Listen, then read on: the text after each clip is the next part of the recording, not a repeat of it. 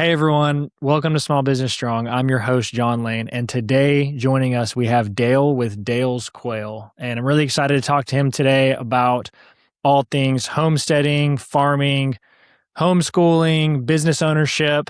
And so, Dale, welcome to Small Business Thanks for Strong. having me, John. Thanks for listening, guys. Can almost guarantee if there's a mistake to be made, we've probably done it a time or two. So good to learn from it. That's it. It's how you recover from your mistakes and how you learn from them that defines who you are. Because everyone's going to make those mistakes, Yeah, and it's So, important. You have to make mistakes. I mean, I am a firm believer yep, that falling down is a vital step to learning how to walk, right? You've got to fall, you've got to reflect, you've got to learn. And if you don't, well, that's what cart runners and baggers and all the other jobs are for, right? A stepping yep, stone. exactly. So, could you start by giving us just a 30,000 foot view of everything you guys are doing right Yeah. now? So we got the quail business, the quail cages, Dale's Quails. Yeah, it didn't start as that, but it is. It's strictly quail cages and supplies. Um, non non food. It used to be we used to do hatching eggs, chicks, and we still sell all that, but our commodities have transferred to our secondary business, our Dale's Quails Acres, our farm, a regenerative market farm. So those are the two big front runners for who we are. We debated on the whole farm name thing, but I was like, we've got quite a few followers. Dale's Quails has been around for a while. It's just who we are.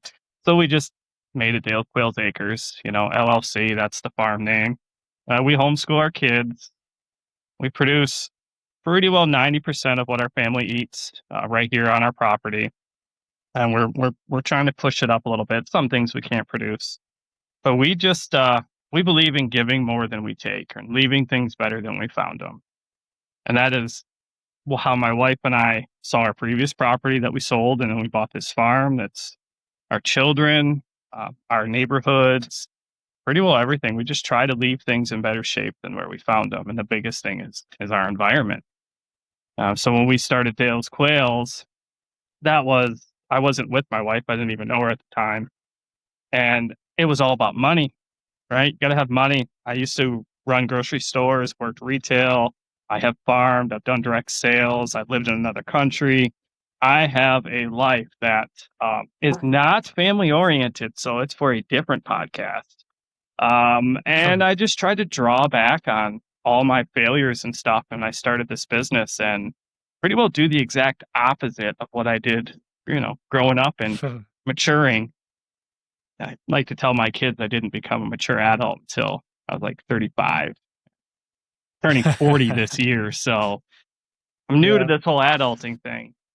But we yeah, just try to cover everything on our own. We do all our own mechanical work, our carpentry. There's very little that my wife and I aren't willing to learn and then try ourselves. And it's just the way yeah, we look at everything. I don't like feeling like people are in control of the puppet strings. I mean, that's the yeah. basis for our entire lifestyle. That's why we started the businesses. That's why we bought the farm and are building the farm up. I don't want to feel like I have less control over my life. I'm a control freak when it comes to myself, right? Yeah.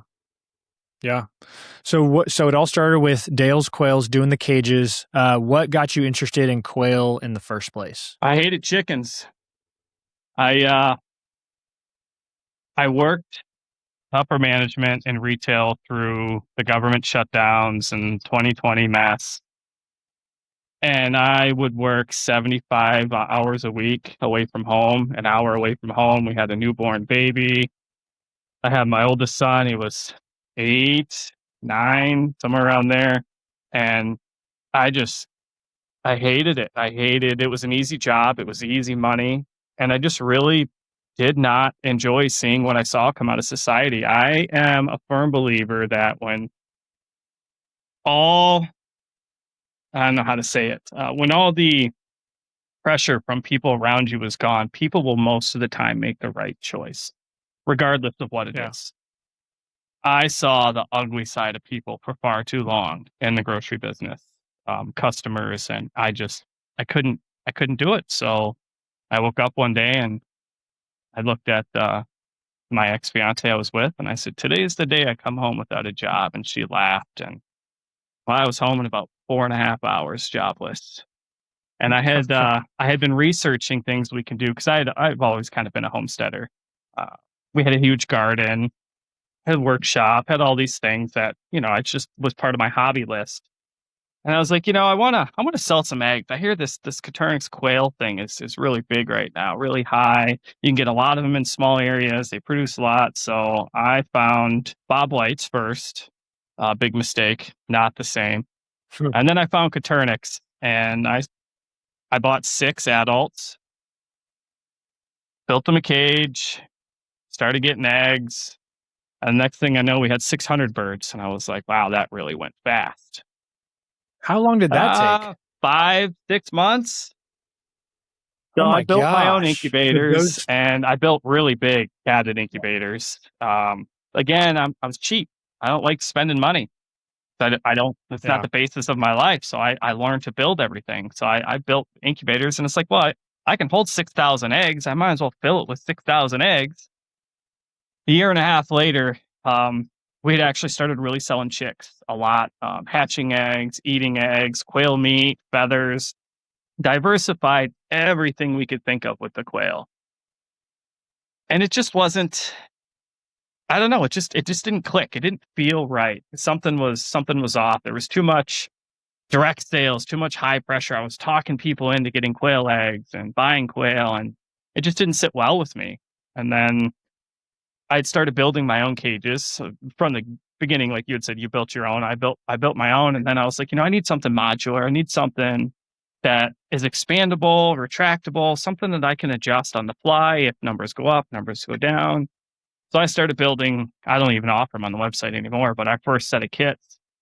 And my quail dealer at the time, he was really getting into selling hatching eggs, and he had we were doing a video call once, and he saw what I was building, and he was like, "Man, I think I could sell those if you could make them shippable." So I tried it, and he wasn't wrong. They sold. They sold like crazy. I think I had them for like $55, $12 shipping. Like they were just little 2 foot by 18-inch cages. And man, they flew. I was spending all my time in the shop. So I couldn't tend to the birds. I couldn't, breed the way I wanted to. I couldn't learn the genetics. There's all these things that I could no longer do because I was building. Well, I grew up building. I actually enjoyed building, and I did not enjoy learning about genetics and the hassles and all that nonsense. So it just organically kind of changed to cages. And then once I got rid of the hatching egg, the eating eggs, and all those extra things, those diversified revenue sources that weren't actually revenue, they were costs at the end of the day, Yeah. I was able to focus on the cages, something that I had grown up building. I mean, I was in construction when I was 6, 7 years old. That's what my dad did. We moved around and fixed houses. So swinging a hammer and building things just ingrained in me. Once I took all that outside pressure off and my thought processes were able to focus on my cage designs, I was like, I was really good with CAD software when I was in high school 20 years ago. I should try that. So I tried doing blueprints, and it just wasn't my thing. I do not blueprint anything. I design in my head and I build.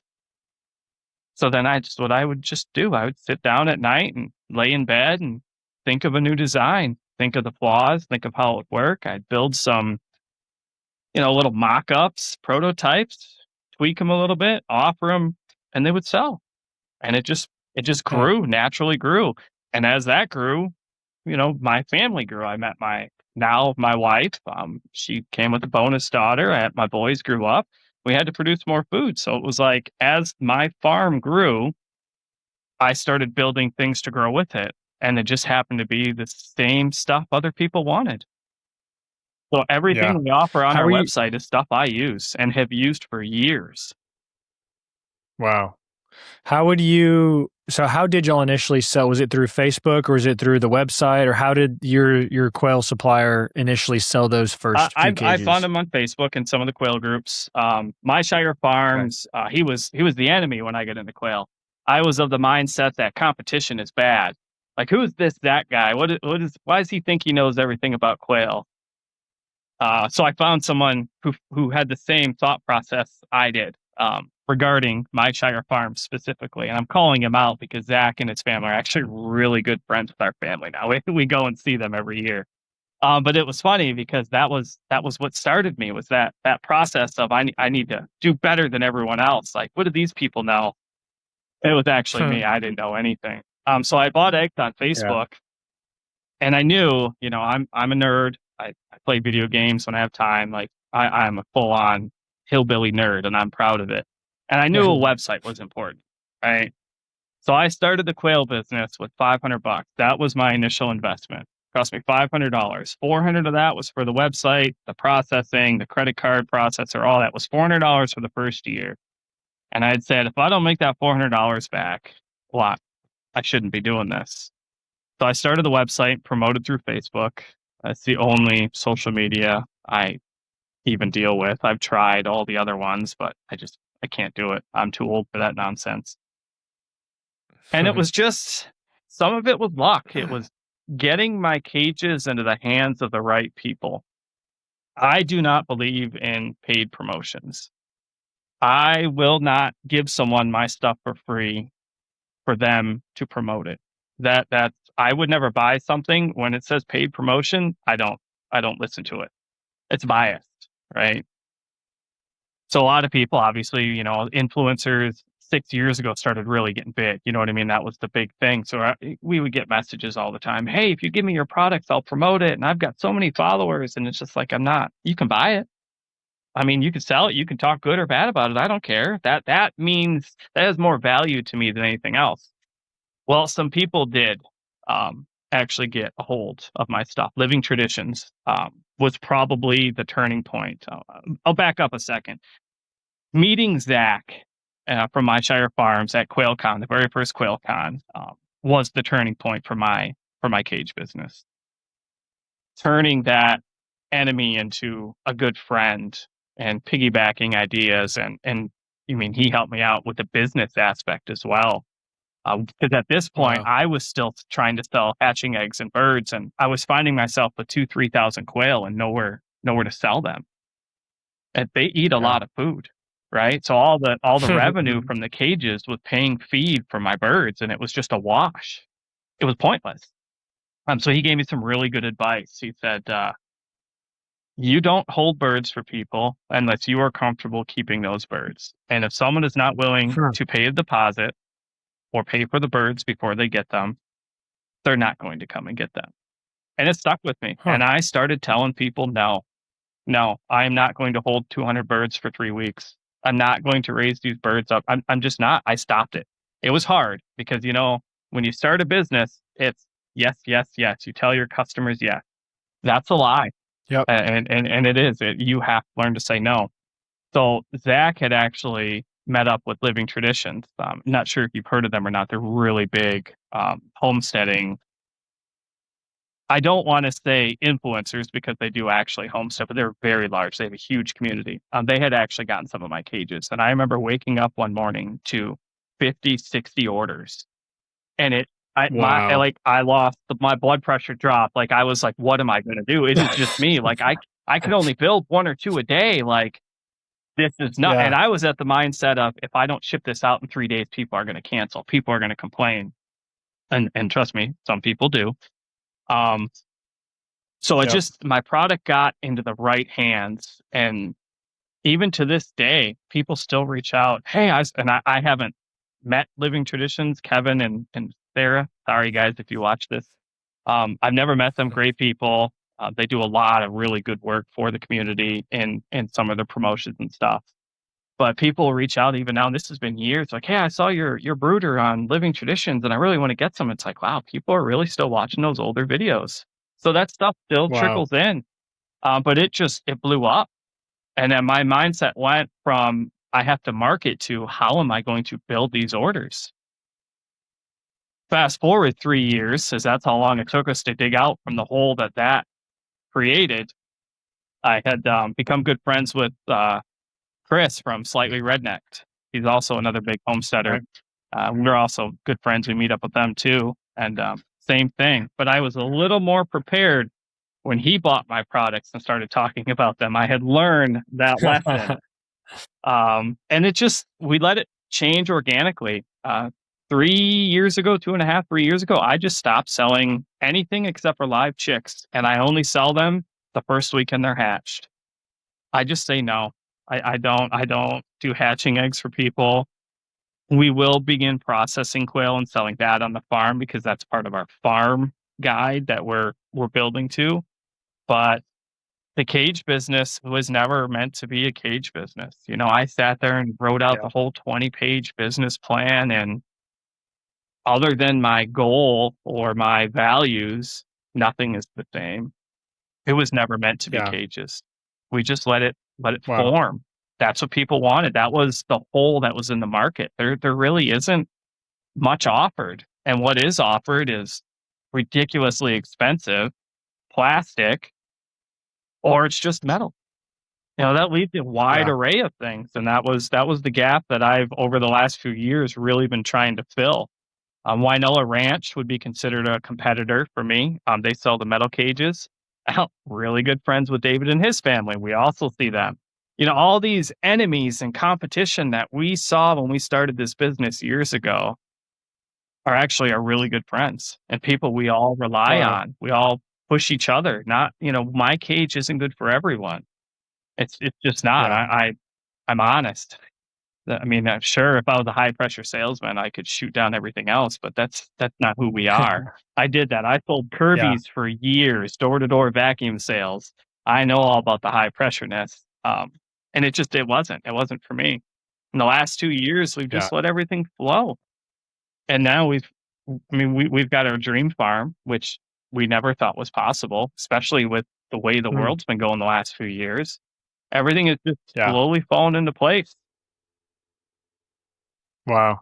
So are you or your wife still working full time, Yep. or are y'all doing business full time? So my Okay. wife is a senior accountant for a pretty big farm, so she does all the money stuff. Marry an Yep. accountant if you run a Yeah. business. She Yes. wanted to look at my books when we were dating, and I said no. She's like, eventually you're going to have to. And then we got engaged, and she asked to help me with my books, and I said, "What's to help with? I've never done them.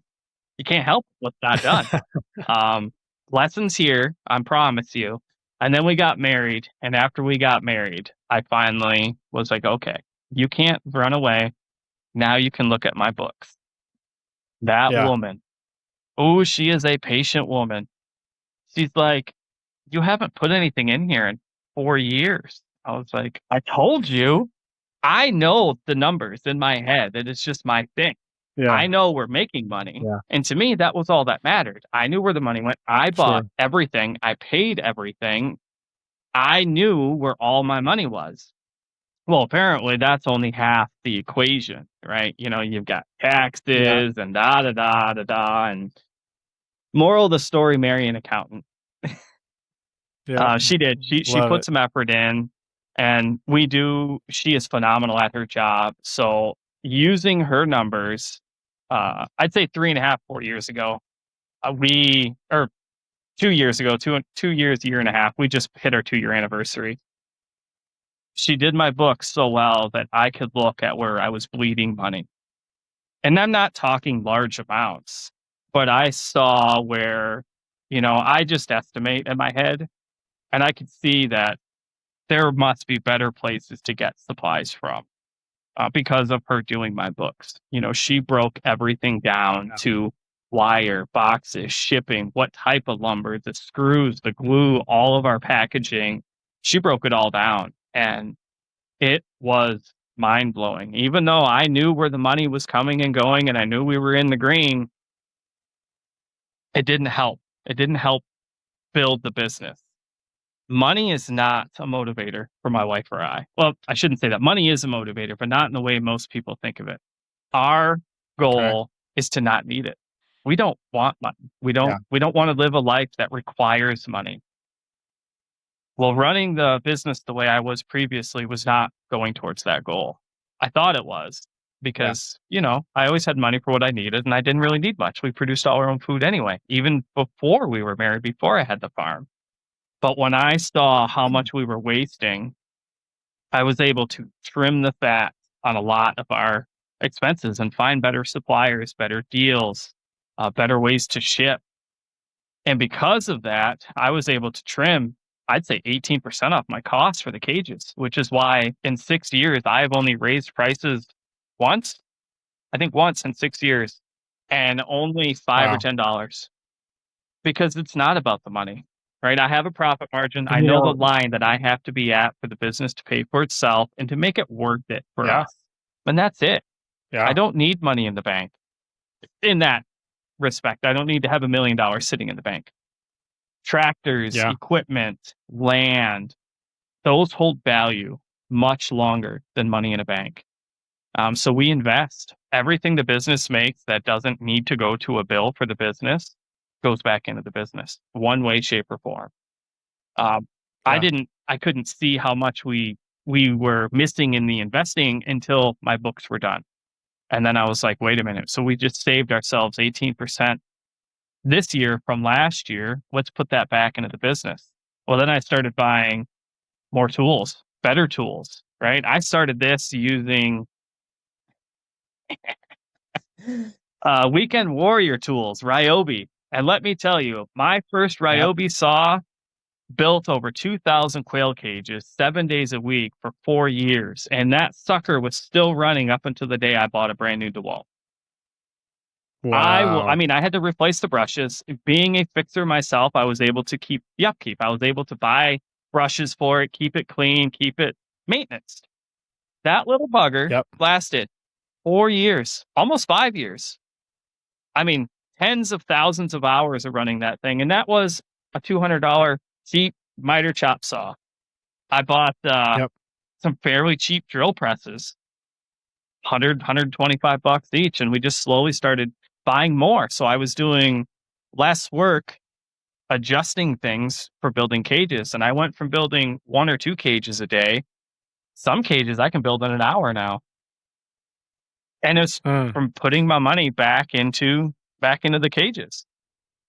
It's it's one wow. of those things that if I never would have done the books or my wife never would have done the books, I never would have got to this point. I would have kept Yeah. going. You know what I mean? But the fact that we don't Yeah. don't rely on money, we don't our trips are useful trips. Being homeschooled family, our trips are schooling. Right? Everything we do has a lot of value. So once we finally got our books done, we were able to really invest in the business, not just our time. And I think that was a big lesson that I see other small businesses fail to do. And my wife, as a senior accountant for many businesses, she sees failed to do even on a large scale. You know, people have that, oh, I made 20 grand last month. Let's go on a trip. And it's like, okay, you can do that. Hmm. But what are you going to do the months that you're slow? Where are you going to pull that money from? Right? Put that money back into your business. Having a business carries more value than having money in a bank, Yeah. especially with today. Yeah. Yep. 100%. So you've built your business to fit your lifestyle, not the other way around. And I think that's really cool because most business owners they start a business to make, like you said, how you started, to make as much money as you could. And so you changed it to, I just need the business to provide for the things that, like, for my lifestyle, for the things that we do need money for, because you grow your food. And so can you talk a little bit about regenerative farming, and for the listeners who don't know, what is regenerative farming, and how would someone who's interested in this, after we define it, how would they get into Oh it? man, I'm still learning. Regenerative farming to us is replenishing and then some more than what we take out. It's not a hidden fact that our food supply in this country and around the world with conventional agriculture is garbage, right? Our food quality is trash. The stuff we buy at supermarkets, I commend the people that decide to buy fresh. It's still not that great, right?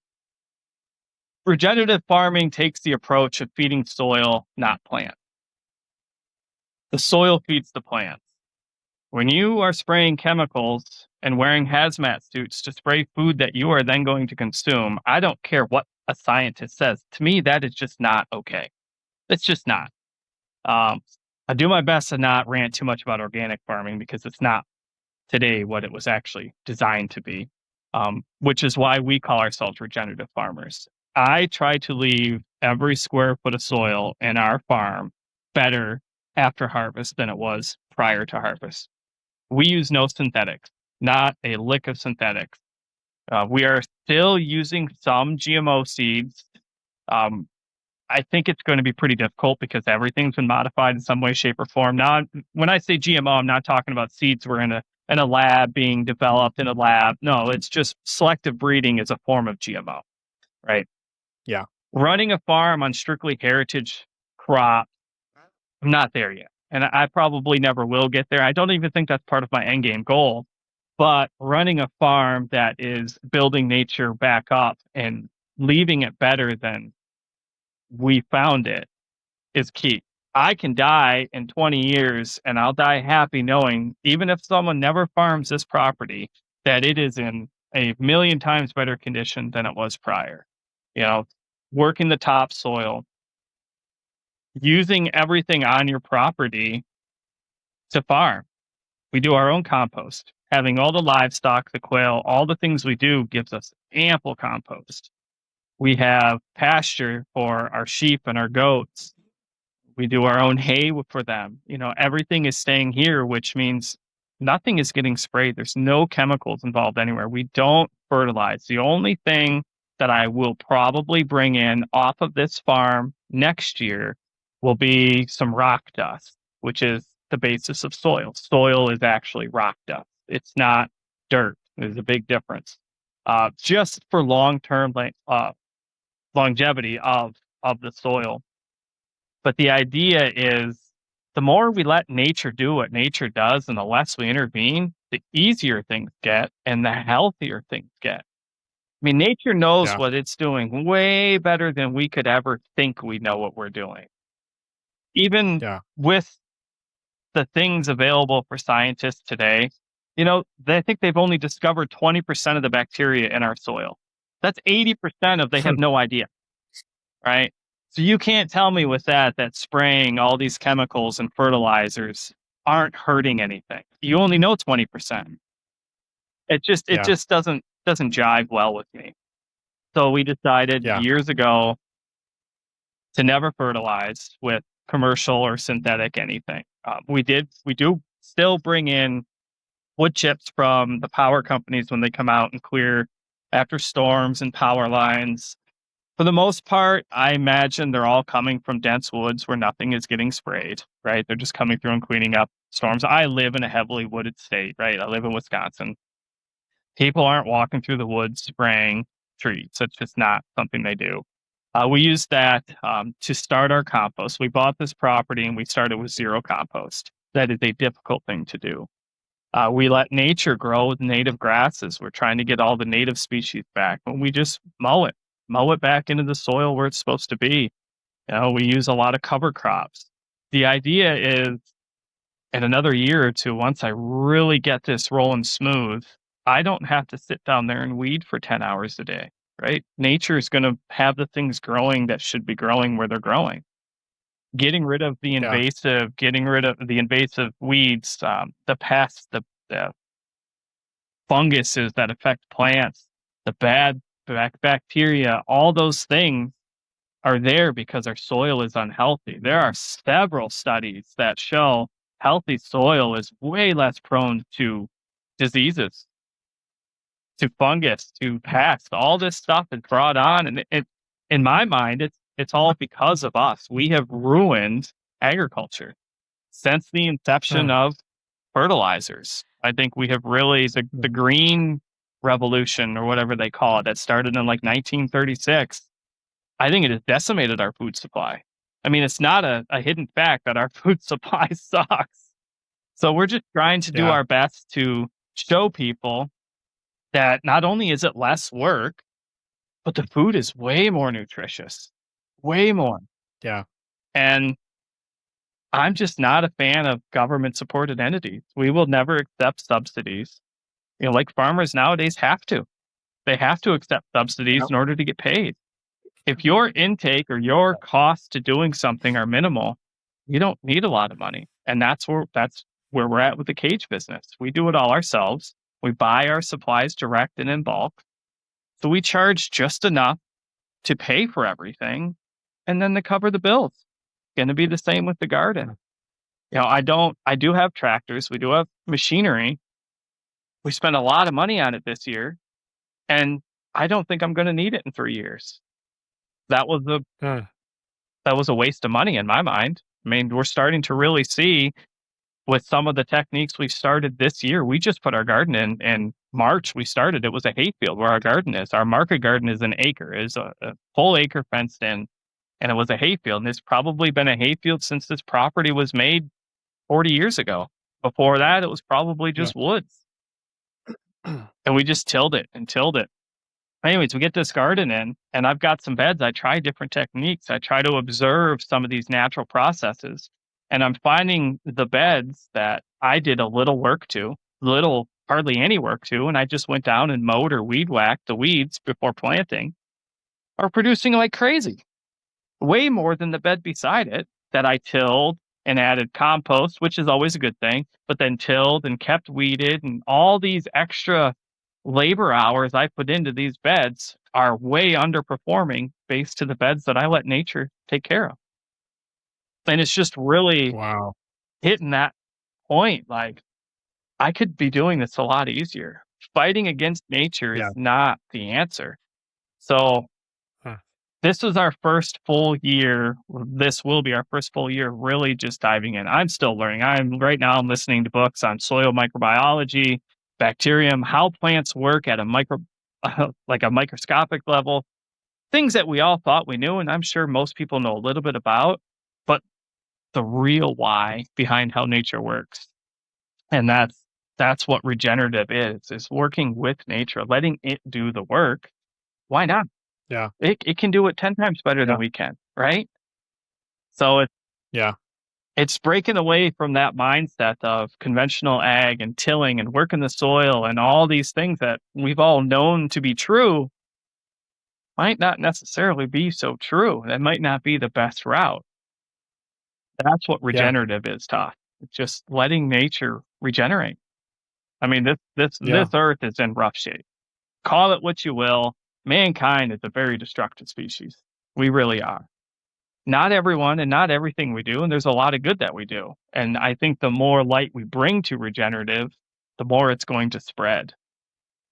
I mean, I am picking Yeah. beans right now. I'm picking a half bushel of beans in 12 plants or 10 plants. I've never had those numbers before. And this was a bed that I made the bed in March into April. We still had snow and frost coming at the end of March and into April. I let it grow up with weeds and I weed whacked it several times throughout the year until I was ready to plant. I think I planted those beans the end of May. So they had 2 or 3 full cycles of weeds go through. And then I just tilled the weeds in after mowing them the last time, put the seeds in and let it. I ran some drip tape and just let it sit there. And I'm getting an insane harvest and they're super delicious. The bricks level, once I Yeah. get my reader in, I'm sure is going to be 3 times what the bricks level is, which is, basically the sugar content of it, the soluble sugars in it, of the plants beside it. The same seed, just grown a different way in the soil. This plant, I had Man. very little effort in, very little work, and the plants beside it, I probably got 20 hours into each bed. Wow. Yeah. Let's talk about animals too. You guys raise animals too. Y'all are into everything. What kind of animals are y'all raising right Well, we now? got Caternix quail. I mean, I wouldn't be Dale quails without Okay. quail. We have a lot of Yep. those buggers. They produce a lot of poop, which we need, and Yep. a lot of eggs, a lot of calcium, a lot of blood meal. They produce a lot of good things in a small, as you know, small setup. So we've got Caternix quail. Probably hear the rooster. So we've got chickens. Yes, even though I hate chickens, we've got chickens. A lot of them. They free range. They go in at night. They got a solar door, so they all go in. I think we're sitting on 30. We had 60, but because they free range, we lost about half of them, so they'll replenish on their own. Yeah. We've got Nigerian dwarf goat. We're running around somewhere. We do our own goat's milk, butter, cheeses, soaps, balms, goat meat for people. I'm still not quite ready to eat goat meat yet, but the local community enjoys it. This year, we finally got Icelandic sheep. Love our sheep. They are amazing creatures. We got them for the meat and the wool. We want to really learn how to spin and make our own hat, gloves, stuff like that. We've got rabbits. We do the rabbits for the meat, for the furs. I'm an avid fisherman. I love anything I can use for tying flies and fly fishing. So the rabbits and the chickens work really good for that. We raise turkeys. We get hogs in the spring. I do not do full-time hogs yet, but it is on our 5-year plan for the farm to put in some hog pasture for them because they are part of regenerative farming, at least in the plan that we have kind of laid out. What else do we have? We're going to get a beef cat. We're going to get beef cattle in the spring so we can start doing our own cattle. We do our own honeybees. You'll never find me without bees. I have been doing bees for many, Yeah. many, many years, and honey is hands down the nectar of life. Think about it. You can cut your finger off and throw it in a jar of honey and get to the hospital, and the chances of that finger still being good to use are really high. It's a Wow. cool thing. We don't buy Yeah. sugars. That is not something we purchase. We use honey. We tap trees more than just maple. Maple trees are not the only trees that give sap for sugar.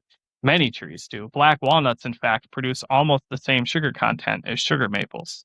So we Wow. collect all the sap from as many trees as we can, our properties, our friends' properties, and we boil it all down until it's sugar.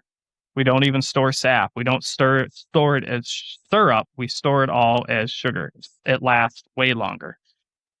So that's for all of our baking. We just don't buy it. We cut those refined sugars out of our diets years ago, and I don't recall ever really having the flu. Our kids are never sick, like ever sick. Yes, we homeschool, but that doesn't mean our kids are locked in the house all day long. They still go to things. We still do things outside. They still go to parks. They still have friends. They're still involved in the nastiness of community germs, which is important. Yeah. It is. I think that's pretty lit for animals right now. I'll come back in another year, and Yeah. I'm sure it'll change. We're humming and hawing. We need a big ruminant. The animals we have don't quite produce enough hot manure that I need to Yeah. maintain the garden and then expand the garden. So we're looking at either a working pony or a working donkey.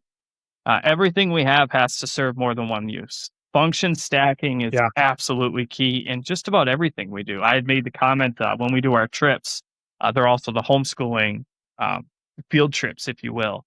That function stacking mindset is crucial to running a business. In my mind, it's probably top 5 important things that you need to factor in. The quail cage business Yeah. is huge on function stacking. I build these cages. Not only is it income, but it's teaching opportunities for our kids. As a homeschool family, my youngest, who just turned 6, learned how to do math off of a tape measure when he was 3. Right? These Wow. guys can use power tools. They know how to read tape measures. They're understanding angles, the basics of physics. They learn all this stuff when they're in there helping me work, and they're also learning responsibility. Right? All the kids have their own jobs when it comes to the quail business, and especially the farm. Little side note: if you're going to farm, have kids. That is why back in the day, farm families had 8 to Yeah. 12 kids. Okay, the more kids, the less work you Yeah. do. Um, Yeah. Plus, they provide housing for our quail, right? Our quail provide us with food, compost, lots of compost, another revenue source, good biodiversity. Another part of regenerative farming is getting back to that biodiversity. The more animals you have around, the more diverse your compost, your environment, all that stuff gets. Everything has a specific good and a bad. When you get enough of them all together, the bads of one usually are the goods for something else, whether it's plants or animals, right? We house our sheep, goats, and chickens all together. The Yeah. goats share some room with the chickens because the chickens are chickens and they go wherever they want to go. The sheep have their own enclosure for nighttime, but during the day, they're all in a huge 2.5 acre pasture that's fenced in. They just all mingle, and we're Yeah. going to put our beef cattle in there too. We're going to let things live together the way it should be. Yeah, that's excellent. So my last question is, if someone wanted to do what you guys are doing with regenerative farming, with raising meat, raising food, just vegetables, gardening, and they had 5 grand and they're wanting to get started on Monday, where do they start? What do they buy? They don't have land. Do you go and lease land? Do you start in a residential backyard? Like, how do you start with like five? I know you start with 500, but let's grow it a little bit and say, how do you start doing this with 5 grand? I wish I would have started with 5 grand. Uh, I can't really give. I can generalize, but Yeah. your background makes a difference. I grew up poor, super poor, like really poor. Hence, knowing how to garden. If we didn't grow our own vegetables, there's a good chance we weren't eating vegetables. Yeah, I learned how to fix Yeah. things because I grew up poor and we couldn't pay someone to fix things. My dad was a very cheap and intelligent person, but cheap. Myself, if I were to turn back the clock, erase everything I know and have learned over the years about regenerative farming, starting businesses, I'd invest that in some books, definitely some books. Learn knowledge. Knowledge is probably hands down the most beneficial thing that I still continue to gain today. If you know how to use tools and you've got some knowledge on whether you want to farm, start a business, you take the rest of that money into some core tools, right?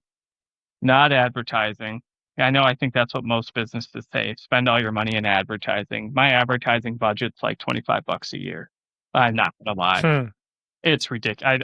I don't have an advertising bucket because I just don't do it, other than free forms of advertising. I Yeah. would say books, knowledge, things that you can look back on and continue to learn from. That has been a hard hurdle for me. I have a, or been told, and I agree, I have a fairly big ego. I have a very colorful life. I have seen and done more than a lot of people ever will. And I've made millions of mistakes, but I am a reflector. So I reflect daily on the past, and it's important. My biggest reflection or aha moment was I wish I would have started buying books and learning from other people smarter than me years ago. I had to learn a lot of lessons that when I talk about these lessons to people who have been doing it for years, they're like, yeah, all you had to do was ask. We could have told you. Hmm. Um, I wasted a lot of money on gimmicks. I bought tools that I thought were going to, for the cage business, that I thought were going to save me money and time, and ended up just being a waste of money and time. Knowledge. If I could put money, 5 grand into knowledge, I would not personally rent or lease land. I'm not saying I wouldn't use somebody else's land, but I don't think I would put a monetary value on it. I would look at it or approach it like, hey, I really want to see if I can improve someone's property naturally while still providing for people. This farmer, it's a big thing. Farmers lease out and rent out parts of their fields. I'd maybe approach them and be like, "Hey, would you let me work this process in exchange for for some of the goods, a Yeah. bartering system." I love that. So, do you have people locally that you like to barter with, or how do you even get into bartering for somebody who's interested in I that? just ask. I Yeah. uh I just ask people. Like, it's kind of hard. So we're new to this community here. We just moved in at the end of February, and it's a subdivision out in the middle of nowhere. And Okay. we fortunately and unfortunately, the people are great. We love them. any of them listen to this, you guys are awesome. We are not part of the subdivision. We are the farm. When you come into the subdivision, we're the only farm, and then it's all nice 1 acre lot, nice houses. And, we are willing to ask people if someone needs something, or if we ever hear don't really have enough money to get what we need. Like if someone were to come to me and say, "Hey, I want to get a bushel of beans off you, but $60 is a lot of money." I'd say, "Okay, well, come help me pick them." Right? Come help me pick them. Yeah. You can have them. It's different if someone comes to me and says, "Hey, I love your farm stand, and I've got kids, and I really want to get some fresh vegetables into them, but we don't have any money." Well, then I'm just going to give them some food, right? But I'm also going Sure. to make a point to say, well, I can teach you how to do this small scale. I can teach you to do this in a couple pots, so you can provide something, and I can teach your kids. We can show your kids that this stuff isn't unattainable. Bartering is, for me, and it holds way more value. We've bartered Yeah. for things in the past with like our friends and our neighbors. Our old house, our property was an acre. Half of it was the road and the sidewalks, and was completely unusable, which is ridiculous. But our neighbors had 5 acres around us. And we were in the middle of a town, so even though they had 5 acres, they couldn't do anything with it. So it was a black walnut forest. So the barter was, I'll tap your black walnut trees. In exchange, you guys get lots of black walnut syrup or sugar. You let us raise Yeah. some of our animals on your property, because I didn't care what the town said, because I'm raising animals. I don't really care. It's food for my family. I'll give you guys some of the meat. And it was, we became really good friends, and it's actually really hard to move away from them.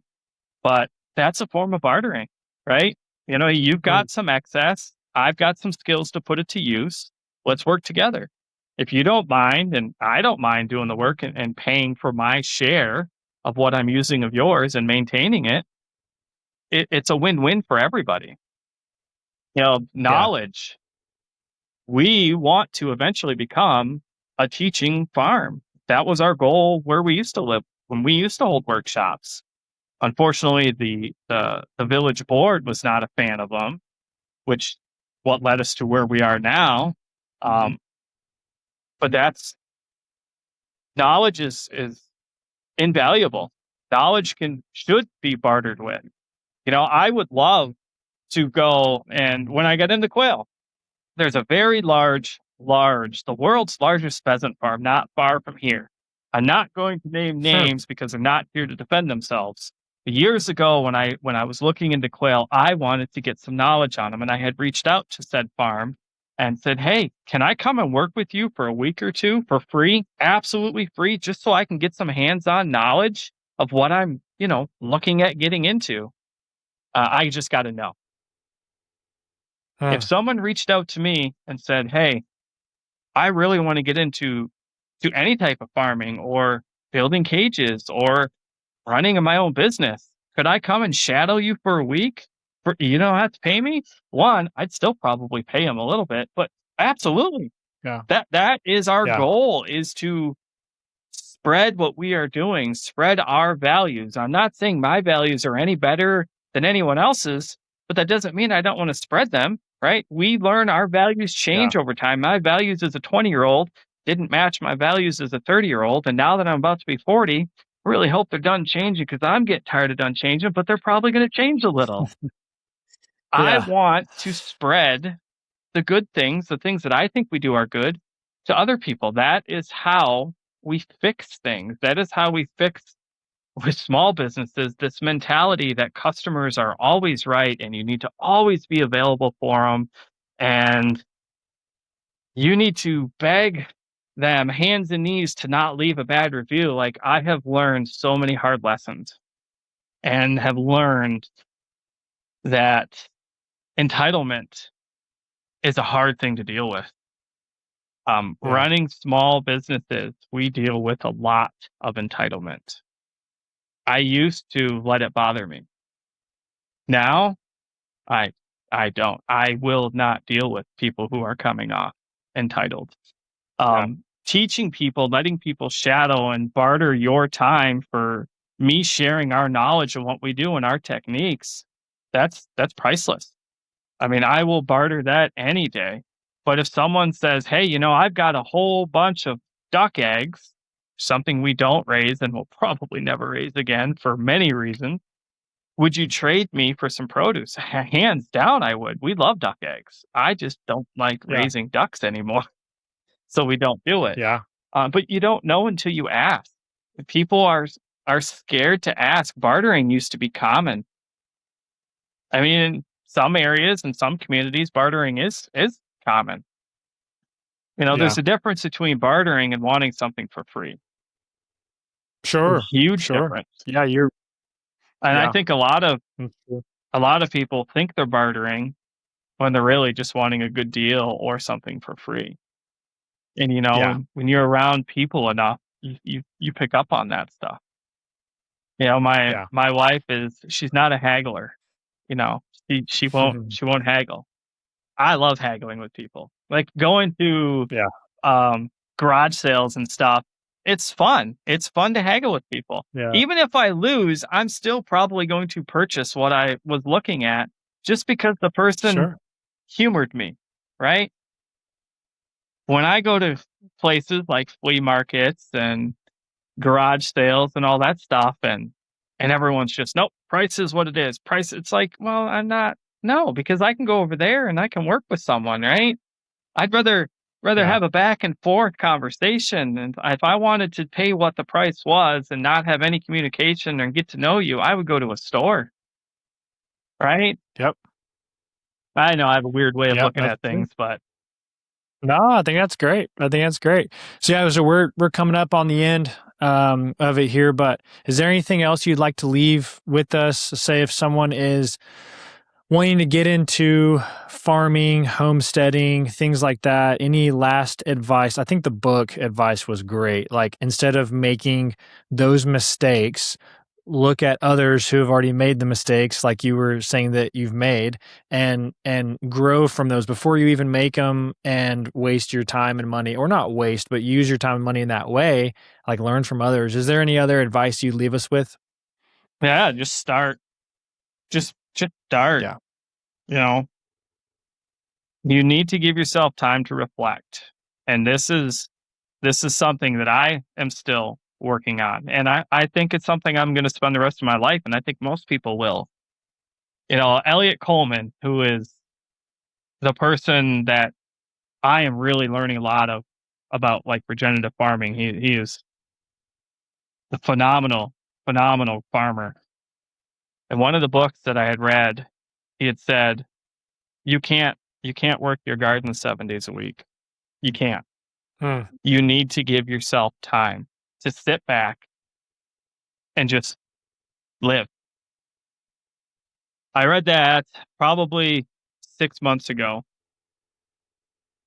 And now it bothers me that I don't do it so much that there are days when I look at my wife and I say, I need today to be that seventh day. I need today to be the day that I sit down and actually process what we did this week, because we Yeah. miss things. When you're in the thick of it and you're never lifting your head, you're always, nose to the ground like I am. Like, I mean, it was hard to get timing for this. We lose sight of what we have done, any changes, any improvements, anything not going right. You lose sight of that when your head is always in the fray.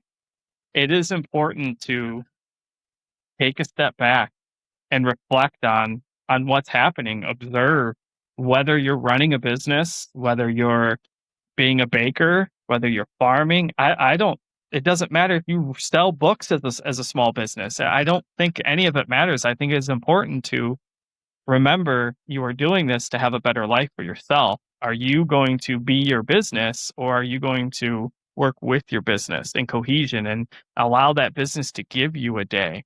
When you take that day off and you get to reflect on how the prior week went, you start to see things that you might have missed and making those tweaks to make your business more efficient. It's better to save a dollar um, than to make a dollar. A saved dollar goes Hmm. further than a made dollar. So anytime you can save yourself any money It's better than making that same amount of money as an income. The more time Yeah. you set back and give yourself time to enjoy what you're doing and reflect, the more of those little opportunities for saving things you're going to find. I mean, you Yeah. really will. I mean, gardening is a passion of mine. I absolutely love growing things. It is just, I could talk for hours on the techniques and the things that I have done over the years and what we're doing now on this property to build this up, but it is just a true passion. There's nothing, Yeah. I mean, it's right up there to being a dad. And there are them days where sometimes it crosses that line over, depending on how the kids Yeah. are. But it is right up there with it. And if what you're doing is a true passion, you'll really feel it when you take that time off. Like sitting here and just Yeah. looking over the farm, it's something that I really only get to do when we have our dinners at night. You know, we eat together as a Yeah. family every night. That is our one true family time. And during the summer months, we get to sit outside and just observe what we've done. And you come up with little ideas, and then you start to envision the future, right? If you're never Yeah. taking your head out of the sand, you're not going to see that stuff. You're just going to run circles, That's and it. you're gonna run yourself dry. There was a time in Yeah. the cage business when my now wife and I, when we were dating, that it was a breaking point. It was either we shut the business down or we figure out what we are doing wrong. Huh. We actually ended up doing a little bit of both. I mean, I had at one point in time, I was 5 months backed up on cage orders. That's how many the orders were coming in. It was ridiculous.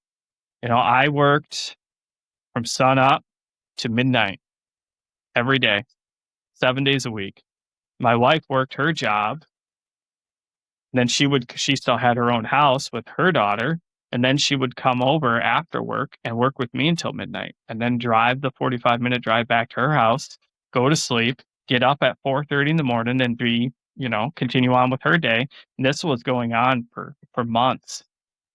And it was hard. It was a time where I really second guessed if what I was doing was something I wanted to do. I was never allowed to pull my head out of the fray. So we actually ended up shutting off ordering for almost a month. We let a few, if people reached out and they were aware of the delay and the lead time, we would allow them to order. But we spent a month building orders with none coming in to dig out from the hole. And after that month, we pulled our head out of the fray. We took our breath and we reflected for days to think about what went wrong. And once we realized what went wrong, we fixed it. We decided, is this what Yeah. we want to do? Do we want to fix this and carry on? Or do we want to just say, you know what? Everything's paid up. Everyone's got their orders. Do we just walk away? That is where having your motivation matters. What did you want? What was your goal of having a business or a farm or whatever? And your conviction will get tested in those times. And it's going to you'll find out if that's really what you want to do. Well, it turned out it is what we wanted to do. You know, we took our heads out, we sat back, we reflected, we looked at things, we looked at areas of opportunity, we looked at the things we did well, and we changed it. We made those necessary changes. And now we still get backed up. I mean, poultry season is wild in this country. Springtime is insane. We now take our time in the fall once the harvesting's done. Then we'll sit back and reflect. But it is important. It is something that I wish I would have started doing from the beginning, because it would have stopped from Huh. hitting that almost breaking point, which, I mean, maybe it wasn't a bad thing. You know what I mean? It really tested my Yeah. conviction on what we were doing. Is this really what I wanted to do? And it turned out it was. You know, now we're Yeah. pulling away from the quail cage business a little bit. It's not going anywhere. We have a full-time farmhand. He's my best friend. He's worked for us for 2 years, full-time W-2 employee. That brings me a lot of pride, being able to build something that not only takes care of my family, but also someone else's family. It's Yeah. there was some extra motivation that we didn't know we wanted. But once we got it, it's breathtaking. It's like we really built this with Yeah. $500, right? That's not possible without taking time, right? You've got to live, you've got to take time to be with your family. The only other lesson that I think makes a lot of small businesses fail, what do they say? The first 3 years, 90% of Yeah. businesses fail, and then 75% of those fail by 5, is you have to have support. You do. I would not be where I am, as successful as we are, without my wife. There is no way, there's no Yeah. one in this world that can support me in the way she does. And I'm not talking the support of, hey, motivational speeches, sitting with you in your dark days, giving you money when you're running low. That's not the support. I'm talking about the roll up your sleeves, put in the work right alongside you, not complaining, working through the problems, the true things that make businesses fail. Having someone in your corner that is going to sit there with you and help dig you out of those holes, that is an absolute keystone to what we do here. My wife and I are two completely different people. She is not social. She is a very quiet, well reserved, super patient woman. I am loud, obnoxious. I don't really have patience, especially for ignorance and entitlement. And I make very fast decisions. She Yeah. processes, she stays calm. Her traits, her goods work so well against my bads that we are a perfect complement. Like I couldn't do this if I didn't have someone who thought the exact opposite way I did. But at the end of the day, our goals and our values are in step, right? Getting past that 3-year mark was that point in time where we would have been one of those businesses that shut down.